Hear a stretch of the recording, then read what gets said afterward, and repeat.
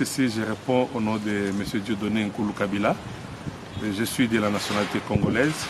J'ai fait l'école primaire à l'école Saint-Pierre et les humanités, je les ai passées au collège Notre-Dame Bosembo à Kinshasa.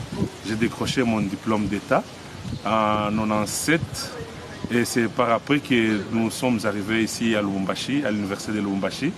J'ai fait la faculté de droit. Et j'ai décroché mon diplôme de licence en 2003 en droit privé et judiciaire.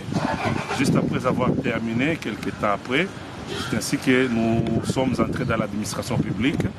Et par après, il fallait quand même valoriser notre diplôme au sein d'une institution, puisque nous sommes au sein de l'administration publique et les affaires foncières, qui gèrent les terres, qui gèrent aussi, n'est-ce pas, les espaces publics et privés. Et c'est lorsque nous sommes toujours dans l'administration, nous avons sollicité aussi d'enseigner, de donner les cours des droits fonciers. Vous allez voir qu'à l'université, c'est un cours qu'on appelle le droit civil des biens. Le droit civil des biens, mais c'est quelque chose qu'on donne d'une manière un peu générale. Mais ici, nous avons préféré donner un cours de droit foncier qui parle sur la loi foncière. Et jusqu'au jour d'aujourd'hui, c'est depuis 2007 que nous continuons à enseigner les cours de droit foncier. Merci bien, M. Kabila. Aujourd'hui, qu'est-ce que vous pourrez dire aux personnes qui souhaitent éventuellement aujourd'hui investir dans l'immobilier, dans le foncier, mais qui sont dans la diaspora? On parle de la France, du Canada, des États-Unis, de l'Angleterre et partout dans le monde entier. Parce qu'ils peuvent se dire aujourd'hui en RDC, il y a des magouilles, il y a de l'escroquerie. Qu'est-ce que vous pouvez dire en tant qu'expert en la matière? Ok, merci beaucoup, M. Patrick. Ce que j'aimerais tout d'abord expliquer, c'est par rapport à la loi. Avant d'investir, il faut d'abord connaître la loi.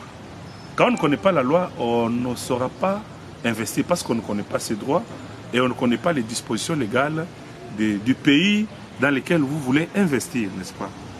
Alors, du point de vue légal, je dois commencer d'abord par l'historique, là où notre loi a commencé. Aujourd'hui, nous avons cette disposition légale, par exemple dans la loi foncière, sur l'article 53, qui dit ceci: les sols et les sous-sols est une propriété exclusive, inaliénable et imprescriptible de l'État. Je reprends. L'article 53 dit ceci: les sols et les sous-sols est une propriété exclusive, inaliénable et imprescriptible de l'État. Ça, c'est une disposition qui est contenue dans la loi foncière. Maintenant, on se pose la question, pourquoi cette disposition de l'article 53 qui dit que le sol est une propriété exclusive, inaliénable, imprescriptible de l'État?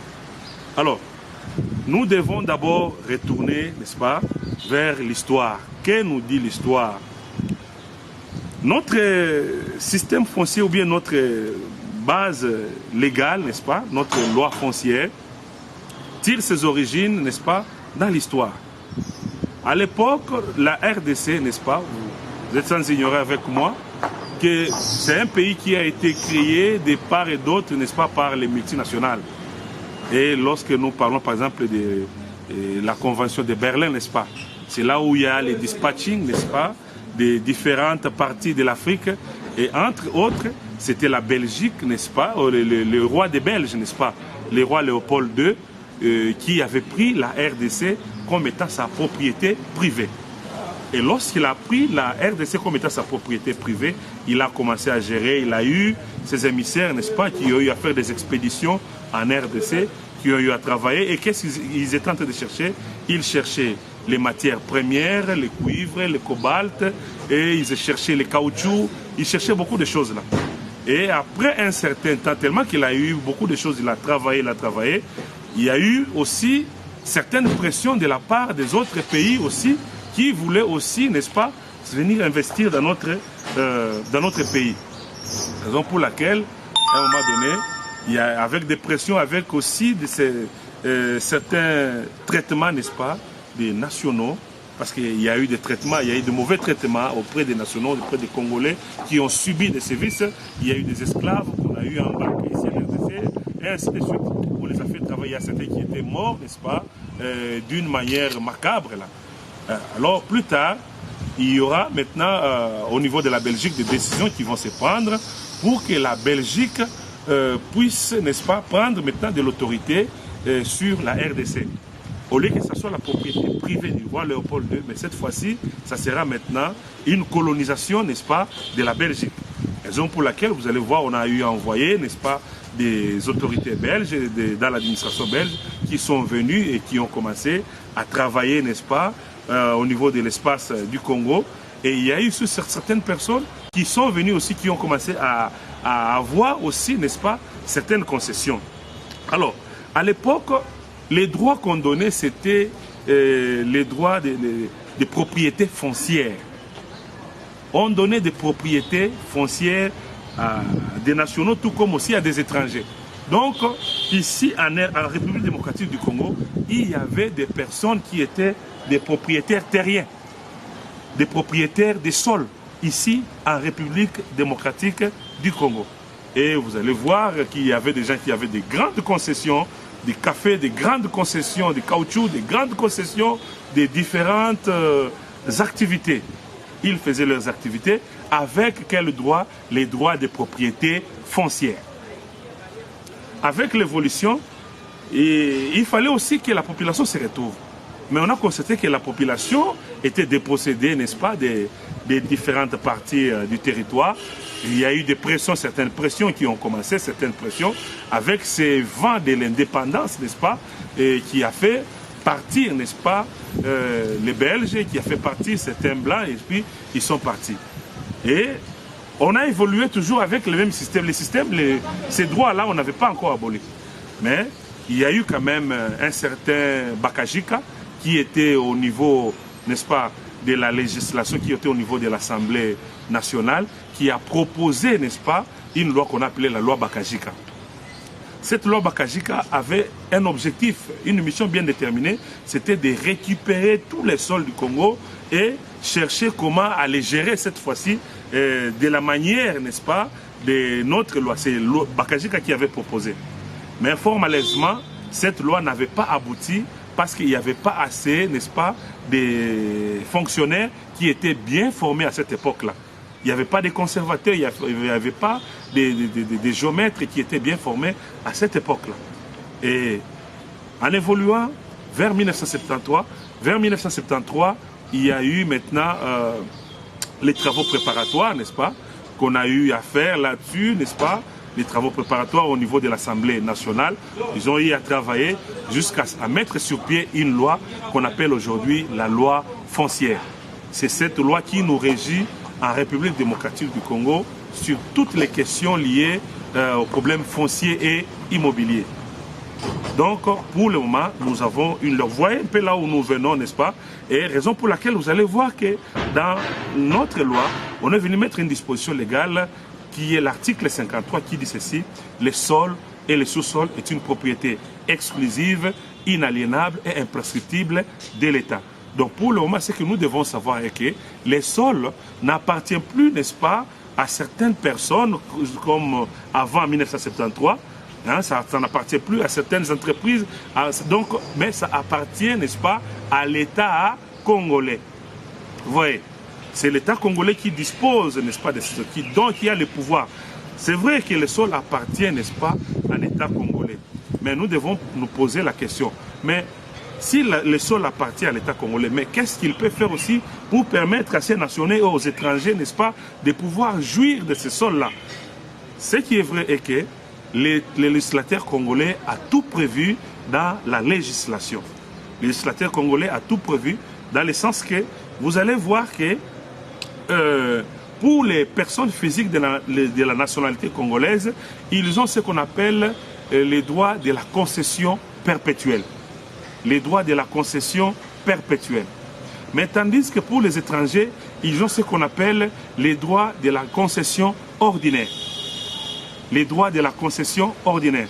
Pour les personnes physiques congolaises, n'est-ce pas, de la nationalité congolaise, avec leurs droits de la concession perpétuelle, c'est qu'ils ont le droit de jouir pour une durée indéterminée sur le sol congolais.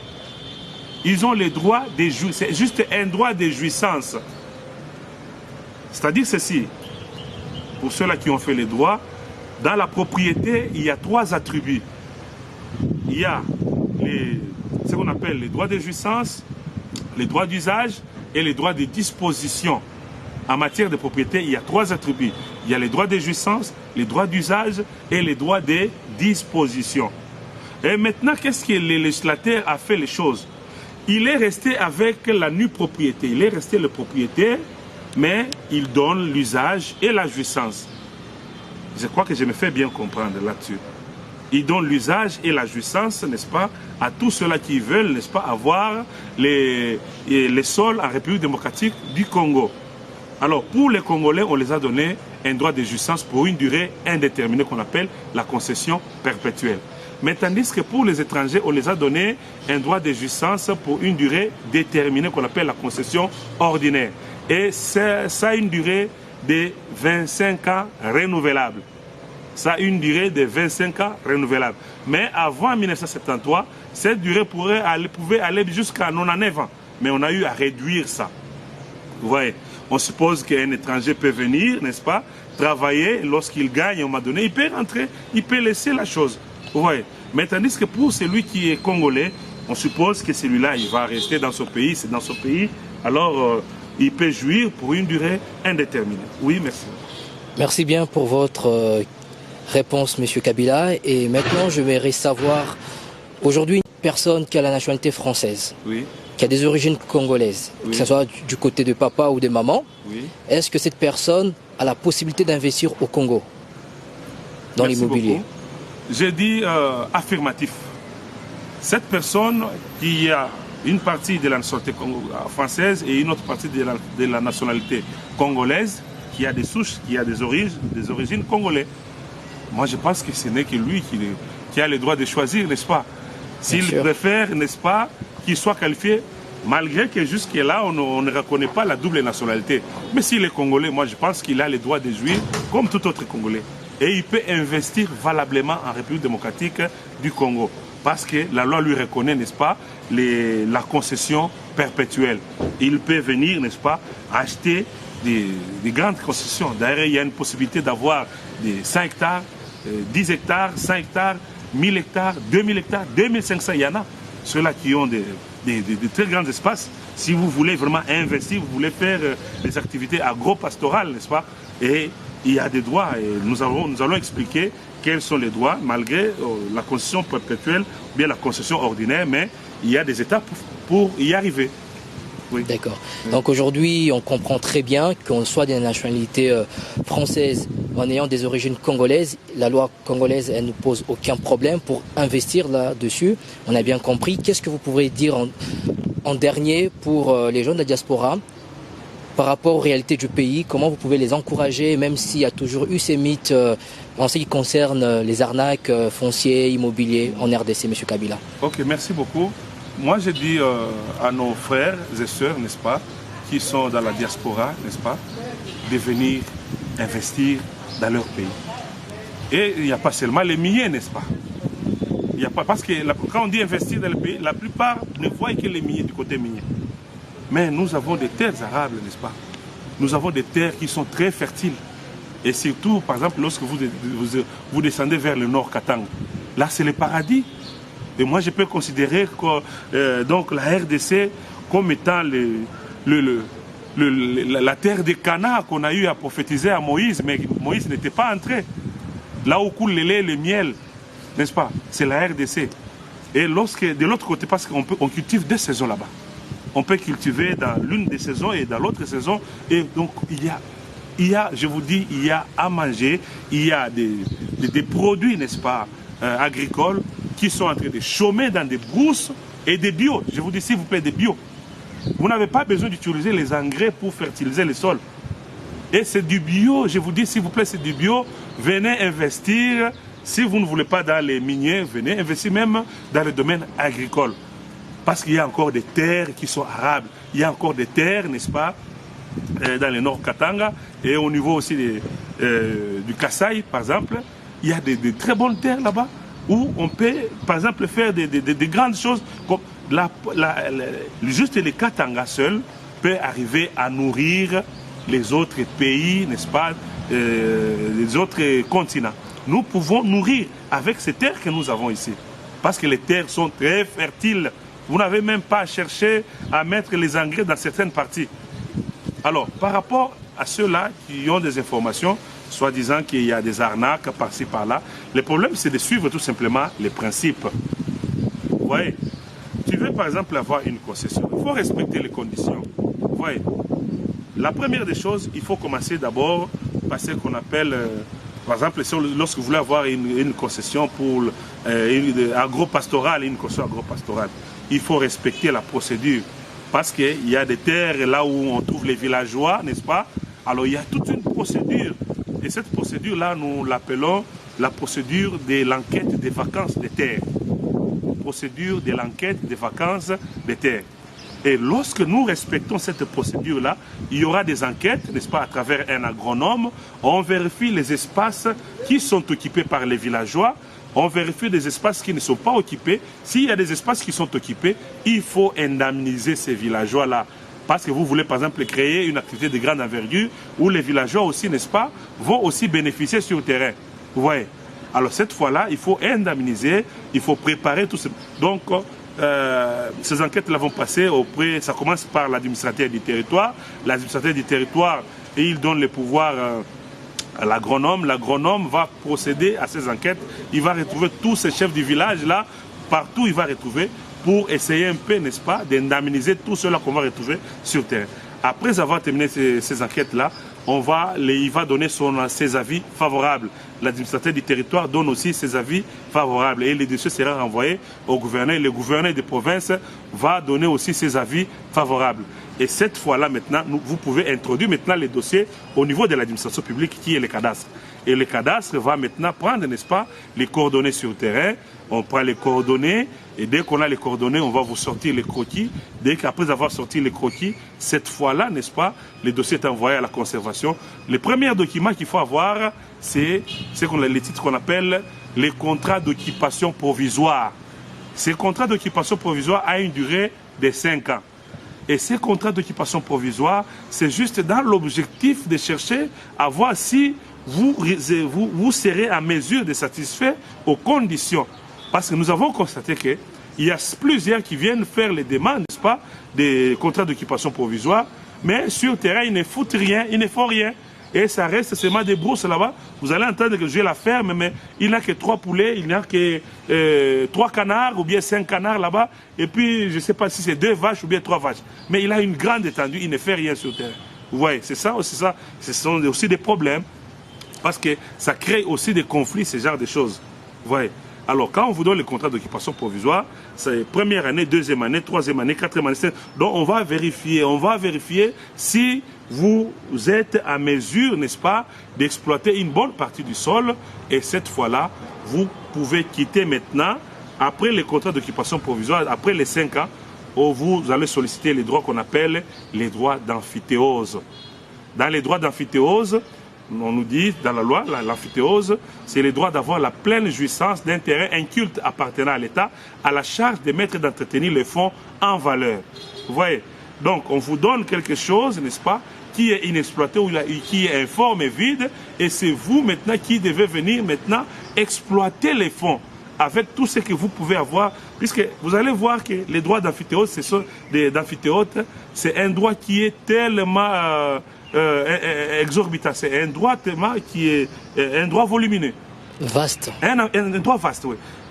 Un amphithéote, il a le droit d'exploiter les moellons, il a le droit d'exploiter les graviers, il a le droit de pêcher, il a le droit de chasser, il a le droit, n'est-ce pas, de faire les activités agro-pastorales, n'est-ce pas, mais il ne peut pas toucher, n'est-ce pas, dans les sous-sols, c'est-à-dire là où il y a les miniers. S'il veut toucher les miniers, cette fois-là, il doit passer maintenant au niveau du cadastre minier, cette fois-là pour avoir un document qui va couvrir les carrés miniers. Vous voyez? Donc cette fois-là, il aura maintenant un droit pour aller exploiter les mines. Oui. Merci M. Kabila. En ce qui concerne le contrat, lorsqu'une personne souhaite acquérir un terrain, oui. Donc aujourd'hui il y a quand même une authenticité par rapport aux documents qui lui sera fourni. Il peut travailler avec les avocats, les agents immobiliers, oui. Passer aussi par les cadastres. Qu'est-ce que vous pouvez dire là? Parce qu'aujourd'hui les gens veulent aussi avoir quand même quelque chose qui prouve qu'ils sont propriétaires du terrain, du bien qu'ils ont acheté aussi physique, que ce soit un appartement ou une maison, parce qu'ils savent aussi il y a l'usurpation d'identité, les personnes peuvent leur présenter d'autres papiers qui ne sont pas authentiques. Qu'est-ce que vous pouvez dire là-dessus? Merci beaucoup. Avant toute chose, avant d'acheter, c'est vous qui avez l'argent. Lorsque vous venez investir, tu veux entreprendre une activité, il ne faut pas être trop pressé. Il faut d'abord avoir le sang-froid, être posé. L'argent vous appartient. Tu veux entamer une activité, nous sommes là. Par exemple, nous, il y a aussi des avocats, mais ce n'est pas tous les avocats qui s'y connaissent dans la matière, parce que c'est une matière qui est un peu plus technique. Hein? Dans la matière des divorces, vous allez voir que la plupart des avocats nagent un peu dans les... Mais cette matière foncière, c'est une matière un peu spéciale, une matière qui demande un peu une très bonne orientation. Donc tu veux par exemple acheter une concession, tu veux avoir une concession, n'est-ce pas? La première des choses, il faut passer par... D'ailleurs, je peux dire, il y a 3 étapes. Il y a la phase administrative, il y a la phase juridique et il y a la phase financière. Comment est-ce que toi tu veux avoir une concession, tu ne veux pas respecter ces 3 étapes ici? Dans la phase administrative, c'est une phase de vérification d'abord des titres. Procéder par vérifier. C'est pourquoi j'ai dit ceci. Dans la loi foncière, la loi a donné le pouvoir aux conservateurs des titres immobiliers. Le pouvoir d'attribution, tout comme, n'est-ce pas, celui qui donne les droits, c'est le conservateur des titres immobiliers. Vous voyez, si tu veux être orienté, vous pouvez aussi passer par nous, tels que nous sommes là, et passer aussi par certains avocats, n'est-ce pas, qui s'y connaissent. Et des avocats qui sont intègres, n'est-ce pas? Bien sûr. Ça, c'est très important, parce que nous avons aussi certaines catégories des avocats qui sont un peu dans l'irrégulier. Vous voyez, ils ne font pas leur travail convenablement. Alors, lorsque vous voulez passer, vous voulez bien faire les choses, passez par la phase administrative. Dans la phase administrative, ça vous permet de vérifier si la concession est occupée par la personne qui veut vous vendre. Si la concession n'est pas occupée par la personne qui veut vous vendre, là, il faut se réserver. Il faut se réserver. Là, vous n'avez plus le choix. Vous ne pouvez plus acheter quelque chose qui est déjà occupé par quelqu'un d'autre. Mais au lieu que celui-là qui vient vous vendre, que son nom puisse figurer dans les systèmes, mais son nom ne figure pas dans les systèmes. La deuxième des choses, il faut vérifier si la chose se trouve aux instances judiciaires. Si les biens, n'est-ce pas, que vous voulez acheter, se trouvent et c'est un objet de conflit. Une concession qui fait l'objet de conflit, pourquoi vous pouvez aller risquer acheter quelque chose pareil? Il faut d'abord vider les conflits. Quand vous videz les conflits, cette fois-là, n'est-ce pas, vous pouvez maintenant passer tout autour d'une table de négociation pour passer à l'étape financière. Une concession, par exemple, qui fait l'objet d'une concession de succession. Là où le père est décédé, il a laissé un bien au nom de ses enfants. Vous ne pouvez pas vous engager avec un seul héritier. Ça, c'est très dangereux. Il faudrait que tous ces héritiers soient, n'est-ce pas, unanimes pour qu'ils puissent donner leur accord afin de vous vendre, n'est-ce pas, leurs biens. Et cette fois-là, ça sera une vente qui est légale. Et puis, vous ne pouvez pas aller passer une vente avec un mineur. Il faut vérifier. À part ça, il ne faut pas aller passer aussi une vente d'un bien qui est déjà hypothéqué. Ça, c'est très dangereux. Un bien qui est hypothéqué, pourquoi vous risquez, vous allez sortir l'argent et aller acheter un bien qui est hypothéqué? Ça, c'est un danger. Un bien qui est hypothéqué, il faut d'abord faire la procédure de la main levée, n'est-ce pas? Dès qu'on fait la procédure de la main levée et que la personne a apuré, n'est-ce pas, ses dettes, et cette fois-là, vous pouvez maintenant passer aux transactions. Vous voyez? Un bien, par exemple, donc vous ne maîtrisez pas, n'est-ce pas, les éléments. Moi, je pense qu'il ne faut pas vous engager. Il faudrait avoir des certitudes. C'est là où nous disons la phase administrative et la phase juridique. Vous vérifiez l'authenticité du document. Et la meilleure porte, c'est la porte du conservateur des titres immobiliers. C'est là où vous pouvez aller passer, n'est-ce pas, vous vérifiez tous les éléments, n'est-ce pas, qu'il faudra, vous vérifiez, et cette fois-là, vous pouvez maintenant vous engager, et cette fois-là, vous êtes sécurisé. Vous sécurisez vos moyens que vous avez engagés pour avoir cette concession. Et avec des titres, cette fois-là, on fait la mutation, on fait soit les transferts, n'est-ce pas, en votre nom, et cette fois-là, vous êtes sécurisé. C'est de cette façon-là qu'on peut éviter un peu de tomber dans les arnaques. L'argent vous appartient, il ne faut pas être trop pressé d'acheter. Ici en RDC, lorsque vous arrivez, ne soyez pas trop pressé de faire sortir l'argent. Pourquoi? Parce que vous risquez d'être escroqué. Vous risquez de tomber entre les mains des escrocs. Raison pour laquelle nous disons, c'est vrai, à la longue, vraiment, il faut... Je crois qu'avec l'École nationale du cadastre, il y a un processus d'avoir les bureaux des notaires. Mais jusque-là, ce n'est pas encore mis en exécution. Il y a des notaires, on forme aussi des notaires là-bas. Mais, comme notre ami Patrick, je crois que nous sommes là, nous sommes disponibles pour pouvoir aider X ou Y qui pourra, n'est-ce pas, être dans les besoins et les orienter et dans les bons sens afin d'avoir une concession. Parce que je vous dis, à la longue, la RDC va recevoir plusieurs personnes plus tard. Hein, parce que ça fait beau vivre. Il ne faut pas tarder, M. Kabila. Alors. Oui, oui. Donc il faut être parmi ceux qui saisissent les opportunités au lieu d'être spectateur. Voilà.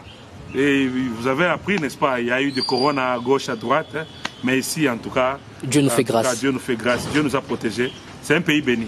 Amen. Oui, oui. Je vous remercie, M. Kabila, pour le moment que vous avez accordé afin que nous puissions tenir cette petite interview, dans le but aussi de rassurer les gens qui ont toujours eu les mythes de ne pas vouloir investir, que ce soit plus des excuses, mais que ce soit maintenant une motivation pour eux.